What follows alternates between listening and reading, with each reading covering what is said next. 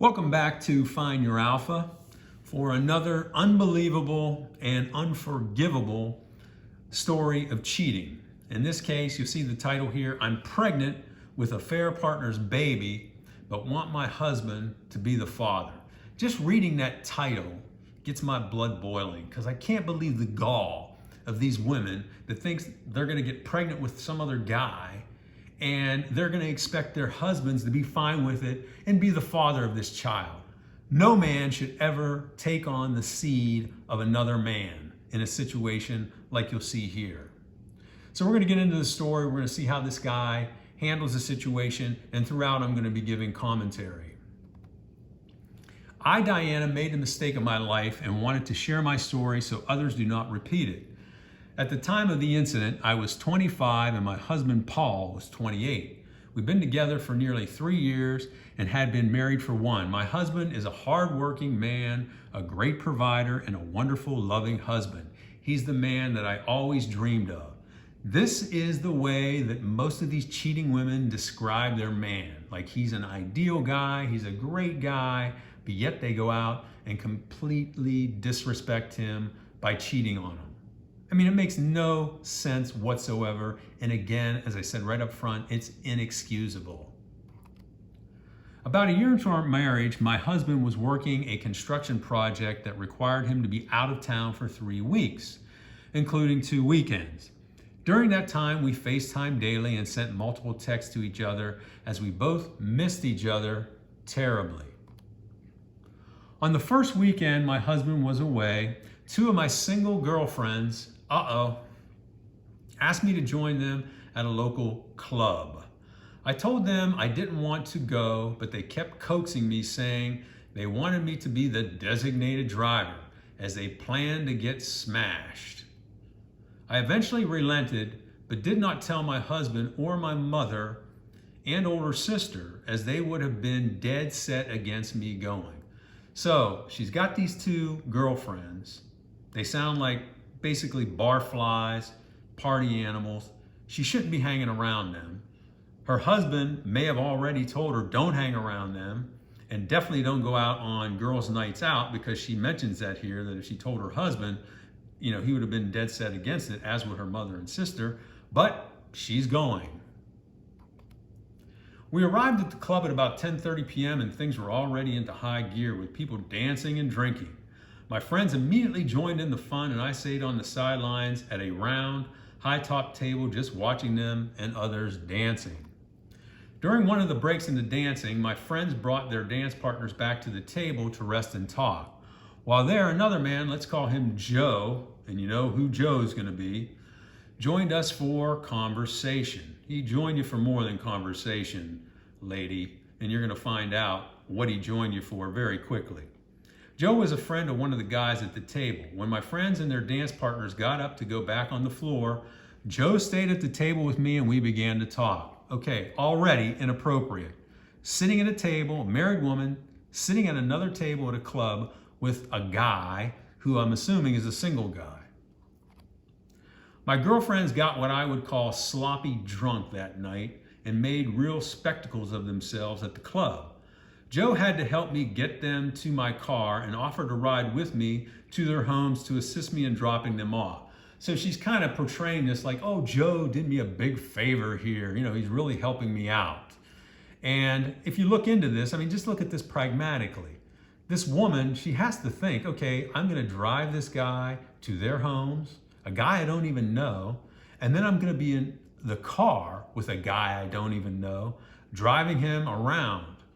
Totally inappropriate and inexcusable. He had ridden to the club with his friends, so I told him I'd drop him off at his place after we dropped off my friends. I then drove Joe back to his apartment, and he invited me up to continue talking as friends. Yeah, sure, you're going to talk as friends. I told him I didn't want to since I was happily married, but he said, come on, just another 15 minutes. I said, okay, just 15 minutes, but here's the key statement she makes. But I knew it was wrong, and I knew what would happen, so she wanted to do this. When we got upstairs, we got sparkling waters and sat on his couch talking. After just several minutes of talking, Joe kissed me gently on the lips, and things progressed quickly from there to where we were making love 5 minutes later. After we finished, I quickly realized what I had done, and I told Joe I can never see or talk to you again as I am happily married and I feel terrible. How many times have you heard or seen situations, on YouTube or whatever, where you've got this woman, she cheats with this guy who obviously she's attracted to, and then all of a sudden she comes to her senses. It's another situation where women react on their emotions in the moment, and then they rationalize later. It's a very common theme with women. He said he understood, and he said he was regretful as well. Yeah, sure, guy, you were regretful. You knew you wanted to nail her, and you did. He said he was regretful that he had relations with another man's wife. We didn't exchange numbers, contact information, or last names. We live in Los Angeles, about 20 miles apart. Now, can you imagine that? She's at this club, and she's driving 20 miles across Los Angeles, which 20 miles is a big difference. But when you're driving across a huge city like Los Angeles, it's really, like a major, different geography, basically. I mean, a totally different area. Each one of those sections of town are totally different. So here's this woman taking this strange guy to this remote part of Los Angeles, not necessarily remote, but 20 miles from her home. I mean, again, totally inappropriate. So she goes on to say here, the likelihood we'd ever see each other again was slim. I thought I could get away with this one. One time slip up. I thought I could get away with it, but I was wrong. Several days later, I was due for my period, and it never came. So again, when women cheat, they always cheat. It seems like 99% of the time, they do so without barrier protection. They don't require their affair partner to use barrier protection, to use condoms, to use dental dams. So he's going in there bareback, again, the highest level of disrespect for her husband. Then a week went by, then 2 weeks, and still no period. My husband came home, and we quickly resumed where we left off, madly in love with each other, but I was harboring this dark secret. You also could have been harboring a STI or an STD, but you didn't think about that when you screwed your husband again after screwing your affair partner. Totally inexcusable.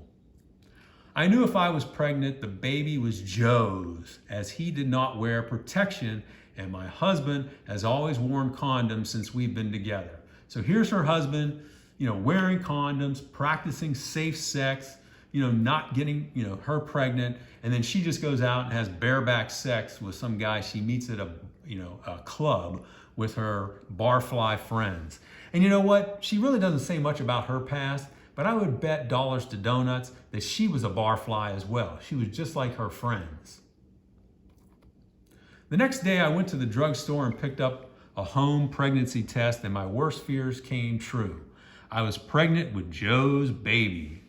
I was distraught and sickened and had to tell someone about my situation, so I scheduled a meeting with my mom and sister to tell them what happened and to get their advice. When I explained to my mom and sister what happened, they were thoroughly disgusted and angry with me. They both love my husband and can't believe I would do such a thing. Our entire family are devout Catholics, and we are all very dedicated to our faith. Well, obviously, you're not dedicated to your faith. Infidelity is something completely taboo and a truly shameful act. I knew from this point forward I would be an outcast. Even though we are Catholic, I told them I wanted to get an A word. I'm not saying the word here, but she wanted to get an A word, as I could not risk losing my husband. My plan was to have an A word the next time my husband went out of town, not tell him anything, and just go on with our relationship like nothing happened. Totally deceptive, totally devious, just a total SLUT, this wife is. My mother and sister said they cannot and would not allow me to do this. They said I must be truthful with my husband, and if I don't tell him within the next 24 hours They will meet with him and tell him the truth. Good for them. They also said that I cannot have an A word as it is morally wrong and would be something I'd regret for the rest of my life. I knew they were right and asked that they join me when I told my husband as I needed their support, and they agreed. We all met at our apartment the next day and were waiting for my husband when he came through the door after work. When he entered, he said, "Hey, it's my 3 favorite ladies. Great to see you all." He then gave me a kiss and hugged my mom and sister. This made tears well up in my eyes. He saw my tears and the somber look on our faces and said, "What's wrong? What happened? Is everything okay?" I told him I had something to tell him and that he needed to sit down. He said, "Okay." And with that, he sat facing me on the couch and held both my hands. Then I told him. He didn't react with anger and instead released my hands and stood up, walked over to the stools at our kitchen counter. My mom and sisters were crying as I pleaded with him, saying all the normal stuff that people do when they cheat, like, "I'm sorry, please forgive me, I love you, I'll do anything for you," etc., etc. I wanted him to yell, call me nasty names, and ask for details of the affair, but instead he said absolutely nothing, which made me feel even worse. See, that's the key, guys. If this happens to you, you remain calm. You don't explode, even though you want to. You never employ violence. And, basically go silent like this guy does, because then that just tears that cheating spouse up inside. Throughout my ramblings, he said nothing, just looking down at the floor with tears streaming down his cheeks. My mom and sister got up and hugged him, and they all were sobbing. I felt horrible and totally disgusted with myself. You should. You're an SLUT. After he took a minute to compose himself, he went into the bathroom, splashed water on his face, toweled off, and came back into the living room. As he returned to the seating area, I stood up to embrace him, and he held up both his palms and just said no. He then calmly said he needed to get away and think about things for a few days. I continued to try to get him to open up, but instead he said nothing. Good. See, again, he's saying nothing, and it's driving her crazy, because what she wanted was an outburst. She did get the tears, but she didn't get the anger, and that's just tearing her up, because she wanted to see, hey, I had control over this guy. Now that this guy is internalizing all of this and remaining calm, she's wondering, what's going to go on here? Is he going to dump me? And you'll see what happens here as we go through the story of what he does. I asked where he was going, and he said he would be in touch.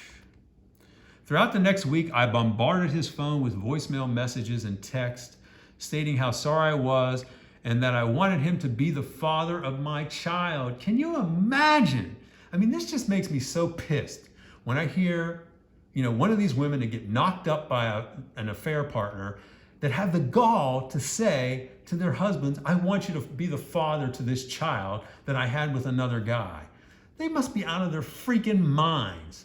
Any man that would do that has to be one of the weakest people on the earth if you were to step up and take responsibility for that child.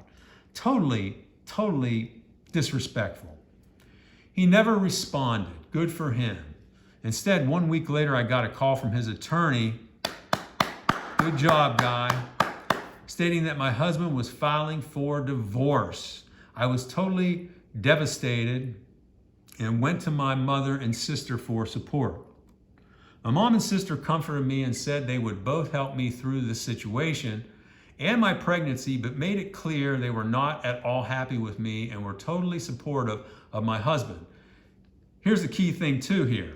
Her sister and mother are totally disgusted with her, because what they say next, they went on to say they would testify on his behalf at the trial if I contested the divorce. For the next 2 weeks, I continued to call and text my husband, professing my love and begging him to see me face to face just one more time. He never responded and instead sent a message to me through his attorney saying that he wished me and my baby well, but that he needed to move on with his life without me. Good. Good statement there, and smart to send it through your attorney. Have no further contact with this woman. I was completely crushed and fell into a deep depression. You should be depressed. You deserve it. About 2 months later, we were all in court for the hearing.